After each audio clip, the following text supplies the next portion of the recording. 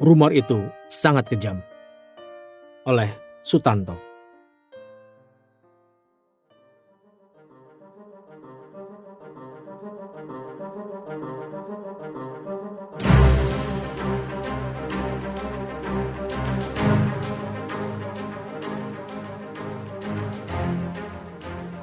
Saya bertugas sebagai ajudan yang mendampingi Pak Harto ketika badai berturut-turut menghantam perasaan Pak Harto.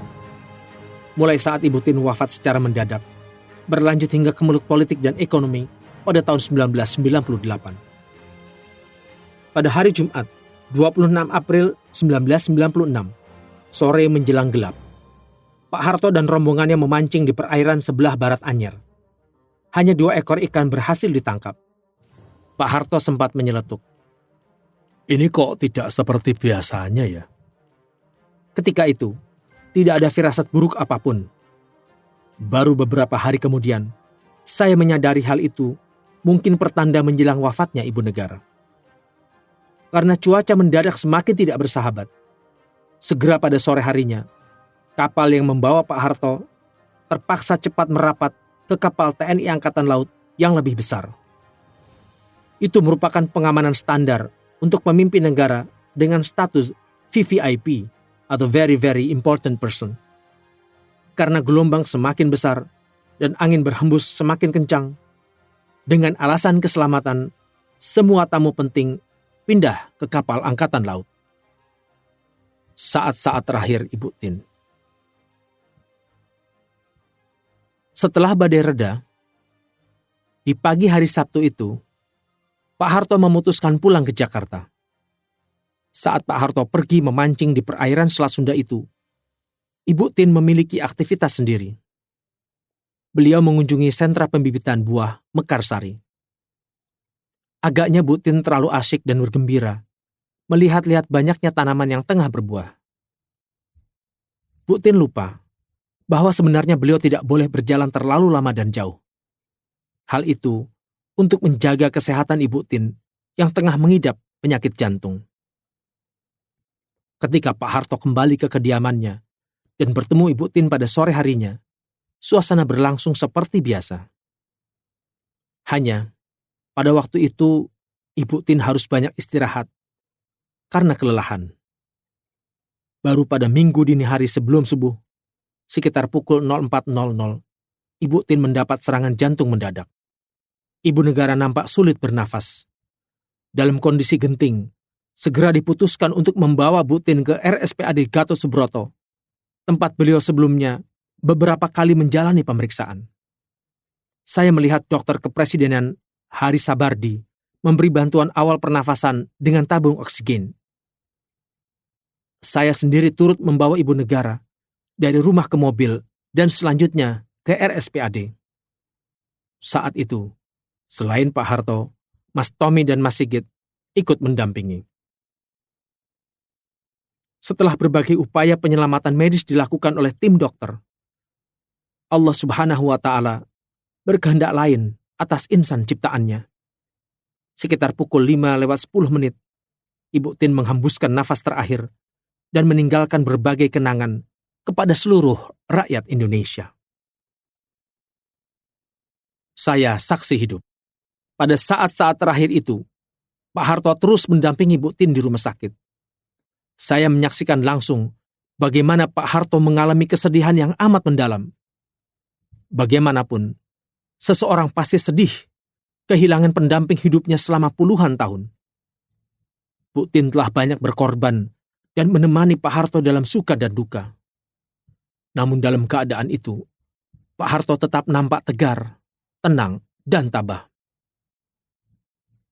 Beberapa hari setelah Ibu Tin meninggal, beredar isu di masyarakat bahwa Ibu Negara meninggal karena 2 anak lelakinya, Mas Bambang dan Mas Tommy, berebut proyek mobil nasional dan sempat terjadi baku tembak antara keduanya.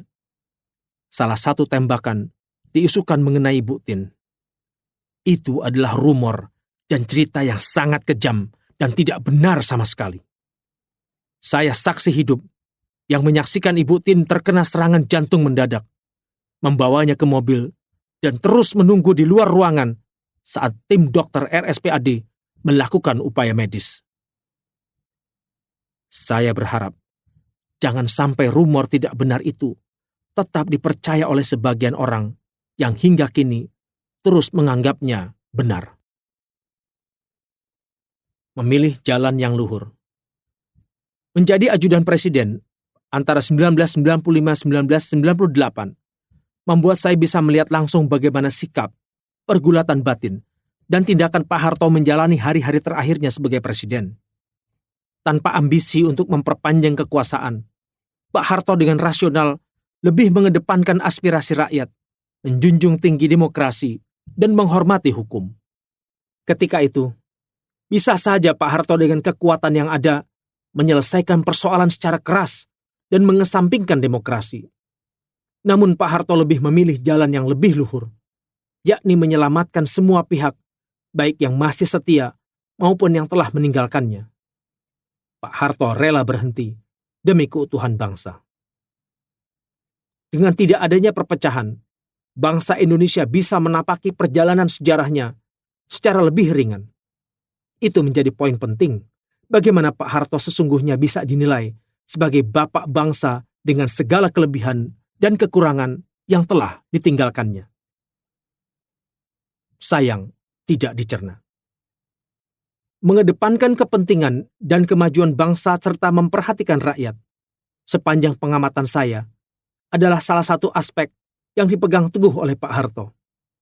Itu juga tercermin melalui hobi Pak Harto merawat peternakannya di Tapos, Bogor. Di peternakan itu, Pak Harto memantau perkembangan pembibitan sapi-sapi unggul.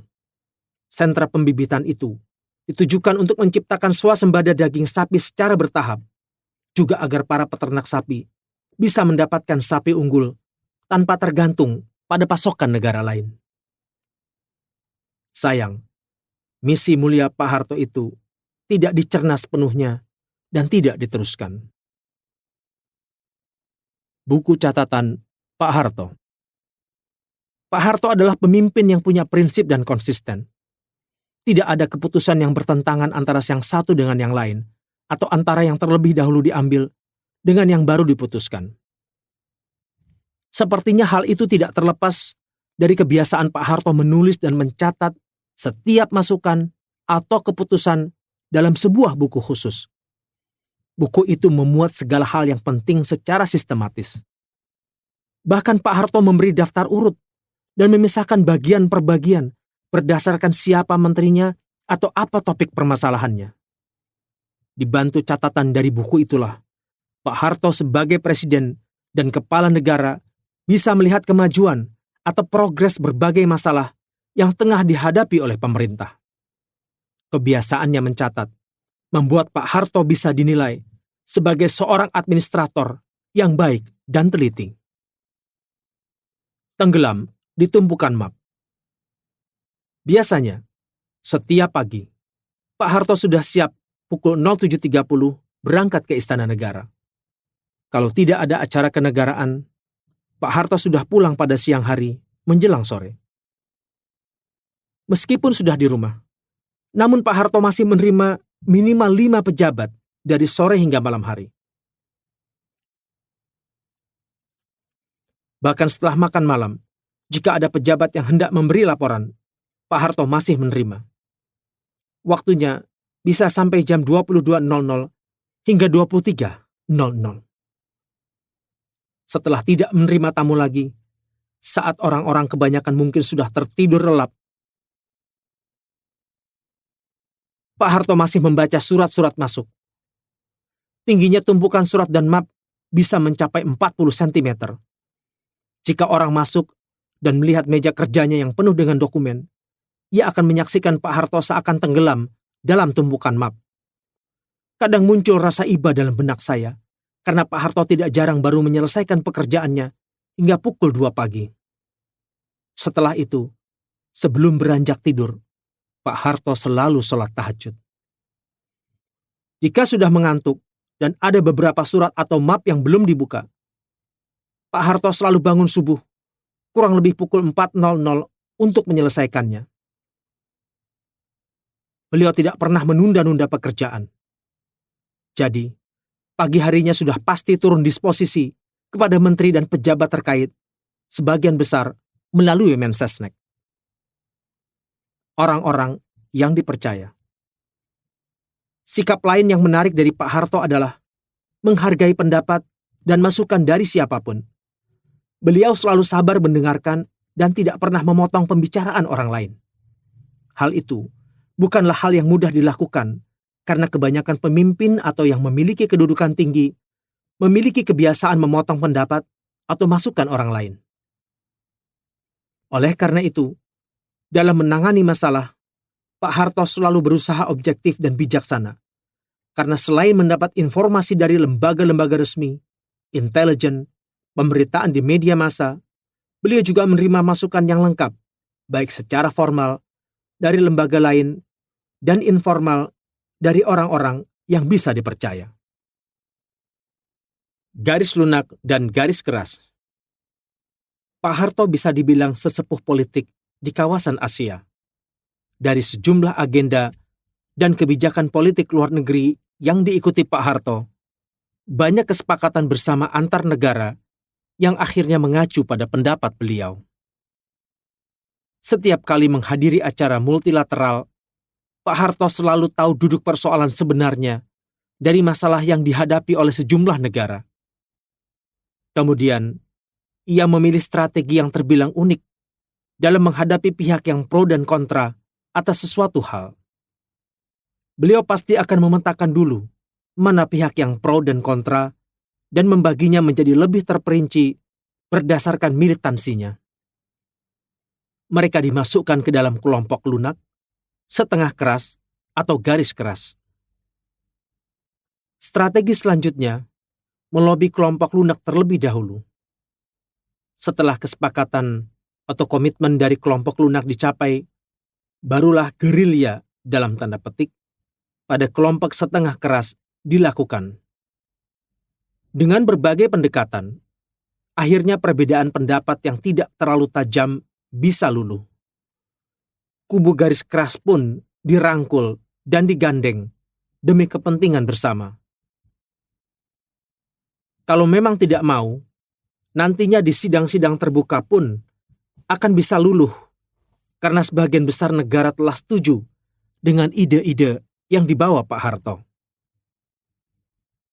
Ketika memecahkan suatu masalah, Pak Harto menjaga benar agar jangan sampai ada yang sakit hati atau merasa kalah. Pembawaan Pak Harto yang tenang, kalem, dan tidak emosional adalah manifestasi dari kesungguhan Pak Harto menjunjung tinggi falsafah Jawa yang diyakininya bisa menjadi pedoman dalam berinteraksi dengan sesama manusia. Makan dan tertawa bersama. Di awal menjadi ajudan, saya kaget melihat sebuah kursi yang beludrunya sudah terkelupas, sehingga nampak hitam dan gelap, namun tidak pernah diganti. Tampaknya, beliau tidak pernah memikirkan hal-hal seperti furnitur. Pak Harto mementingkan fungsinya, dan apakah benda itu masih bisa dipakai. Selain sederhana, di mata saya Pak Harto selalu memperhatikan bawahannya. Semua diperlakukan sama, tidak dibeda-bedakan, dan tidak ada anak emas. Pemimpin yang baik tidak menimbulkan iri di antara para pembantunya, baik itu di kabinet, bawahan, dan ajudan-ajudannya. Pak Harto bukan hanya berperan sebagai pemimpin, namun juga sebagai bapak yang baik. Tidak jarang, Pak Harto mengajak saya makan bersama dalam satu meja makan bersama bawahan dan ajudan yang lain. Pak Harto kadang juga bercerita sesuatu hal, dan jika ada ajudan yang bercerita ternyata muncul sesuatu yang lucu, Pak Harto pun tergelak dengan suara tawa yang khas. Pak Harto adalah kepala negara yang memiliki jiwa kepemimpinan yang tinggi. Ia disegani, baik di dalam dan di luar negeri. Saya dan siapapun pasti menimba banyak hal dari beliau. Jenderal Polisi Purnawirawan Sutanto, kelahiran Comal, Pemalang, 30 September 1950. Lulusan terbaik kepolisian 1973 ini sangat kaya pengalaman dan memiliki karir yang mulus. Sebelum menjadi Kapolri, Juli 2005, September 2008, ia adalah Kepala Badan Pelaksana Harian Badan Narkotika Nasional. Ia juga sempat menjadi Komisaris Utama PT Pertamina. Sejak 22 Oktober 2009 hingga buku ini selesai ditulis, pria berpembawaan kalem namun dikenal tegas ini menjabat sebagai Kepala Badan Intelijen Negara.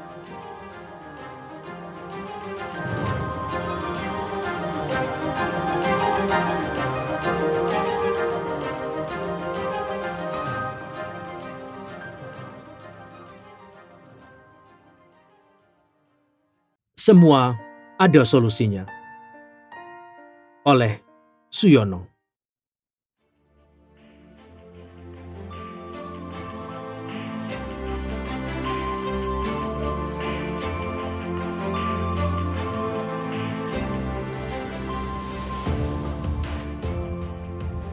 Boleh dibilang, kehadiran Pak Harto telah mewarnai sepanjang karir saya. Ketika saya lulus Akabri, Pak Harto sudah menjadi tokoh tentara nasional Indonesia. Ketika Bung Karno mulai redup, Pak Harto tampil menggantikannya. Tahun 1985, saya terpilih menjadi ajudan Presiden Republik Indonesia. Ketika saya menghadap bersama istri, Pak Harto dan Ibu Tin menerima kami dalam suasana kekeluargaan. Ada sebuah nasihat yang ketika itu justru diberikan oleh Ibu Tin Soeharto, bahwa dari seorang ajudan dituntut pengabdian yang total. Kamu itu nanti istilahnya menjadi paidon, kata Ibu Tin.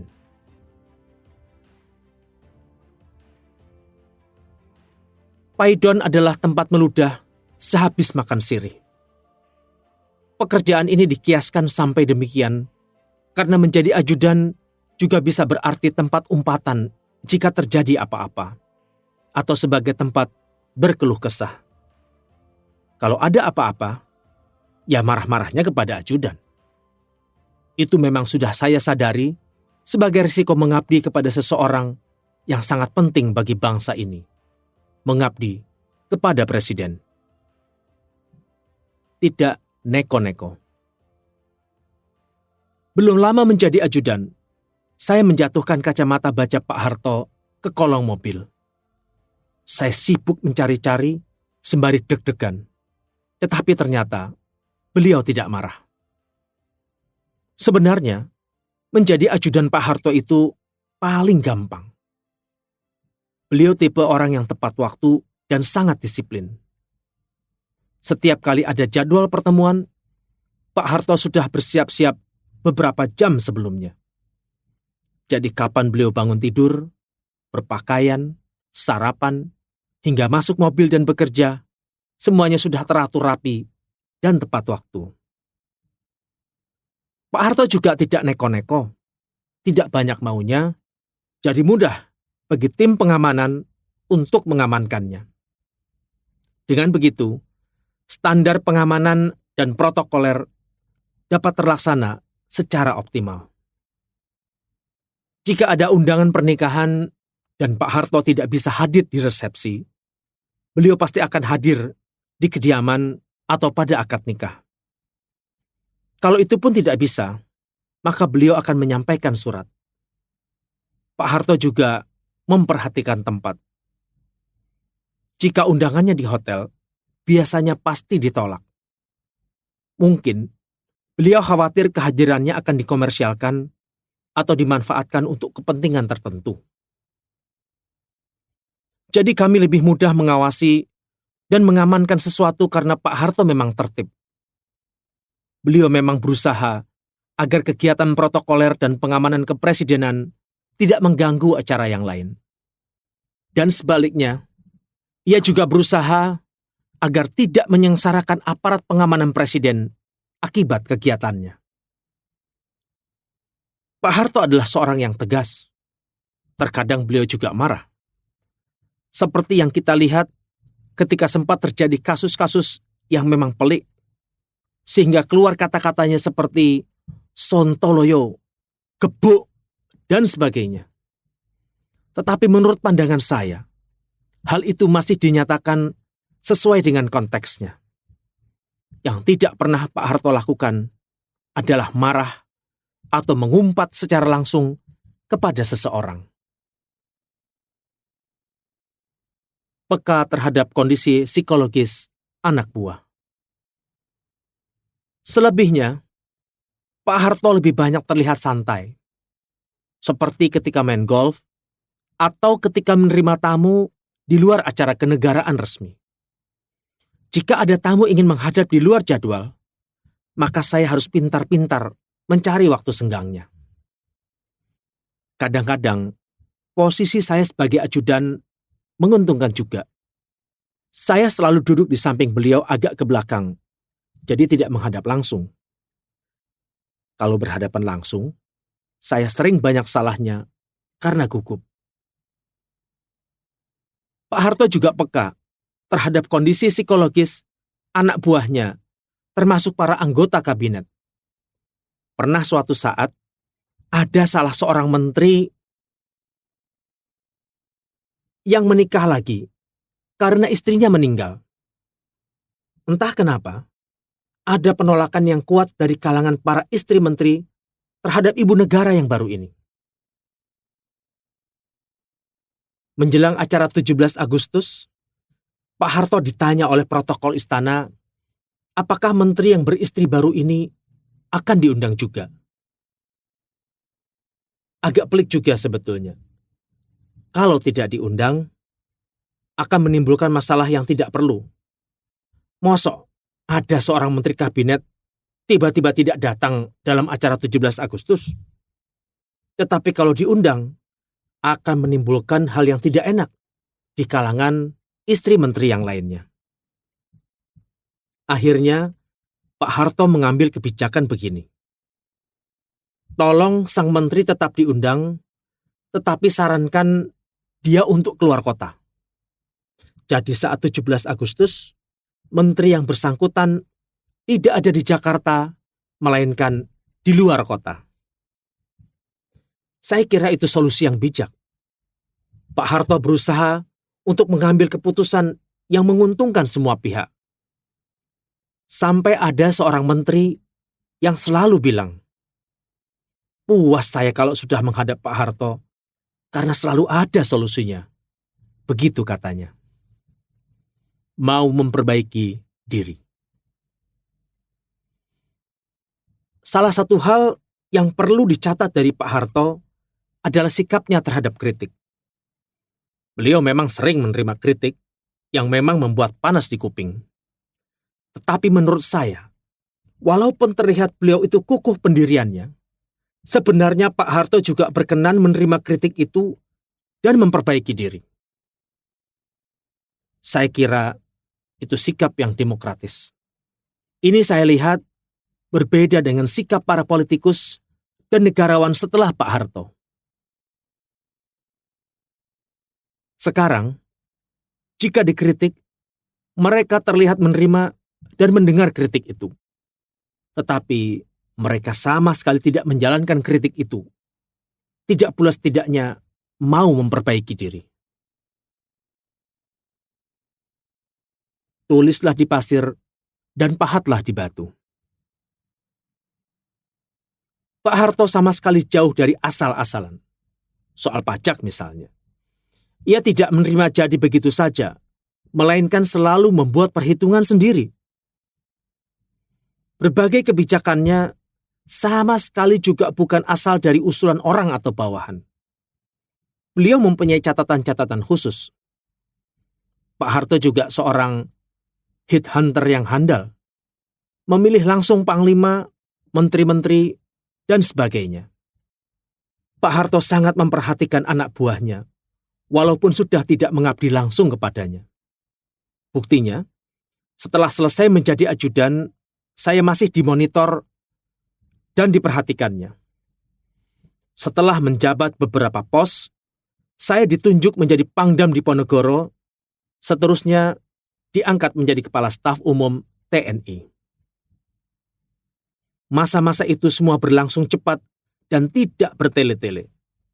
Bahkan ketika saya mendapat kecelakaan lalu lintas saat mengendarai motor besar, Pak Harto tetap memperlihatkan perhatiannya kepada saya. Beliau sempat kaget karena berita di luar mengatakan saya sempat koma dan sebagainya. Boleh dikatakan, Pak Harto sudah menjadi bapak dan guru spiritual saya. Beliau banyak menasihati saya. Salah satunya yang berkesan, Jika kamu memberi sesuatu, tulislah itu di pasir agar dapat terhapus. Tetapi jika kamu diberi sesuatu, pahatlah di batu agar selalu teringat. pirsa sakdurunge winarah. Di waktu senggang, kadang kami juga mengobrol. Suatu saat saya bertanya, bagaimana Bapak bisa sering pirsa sakdurunge winarah? Seolah-olah Bapak sudah mengetahui sesuatu sebelum hal itu benar-benar terjadi. Pak Harto menjawab, Antara Tuhan dan hambanya itu sebenarnya dapat terjadi komunikasi yang intens. Tetapi harus dicari frekuensinya yang tepat. Jadi kalau sering berkomunikasi dengan Tuhan, hal-hal seperti itu dapat saja terjadi. Di dalam ruang kerja Pak Harto, memang ada tulisan berhuruf Jawa yang kalau dibaca berbunyi so, so, so. Saya selalu ingin bertanya, apa artinya? Tetapi selalu tidak kesampaian. Entah itu karena sibuk atau waktunya yang tidak tepat. Pertanyaan itu terjawab ketika saya memasuki masa akhir pengabdian sebagai ajudan. Saya mendapat hadiah kenang-kenangan berupa foto beliau lengkap memakai belangkon. Di situ ada tulisan tangan Pak Harto. Sabar atine, saleh pikolae, sareh tumindake, bekal untuk Suyono. Artinya, kira-kira itu nasihat agar saya selalu sabar, selalu saleh, taat beragama, dan selalu bijaksana dalam bertindak. Jadi tanpa saya tanya, Pak Harto sudah menjawabnya. Letnan Jenderal TNI Purnawirawan Suyono mulai dikenal khalayak ketika menjadi ajudan pribadi Presiden Soeharto, 1989. Pria kelahiran Malang, 13 Maret 1943 ini pernah menjabat Panglima Komando Daerah Militer, Pangdam 4 Diponegoro, Kepala Staf Umum ABRI, sekarang TNI, 1995-1996, dan Sekjen Departemen Pertahanan dan Keamanan. Suyono aktif berpolitik dengan bergabung dalam tim sukses SBY Budiono, selain menjadi komisaris utama SCTV. Kegemarannya pada dunia otomotif disalurkannya dengan menjadi ketua Harley Davidson Club Indonesia.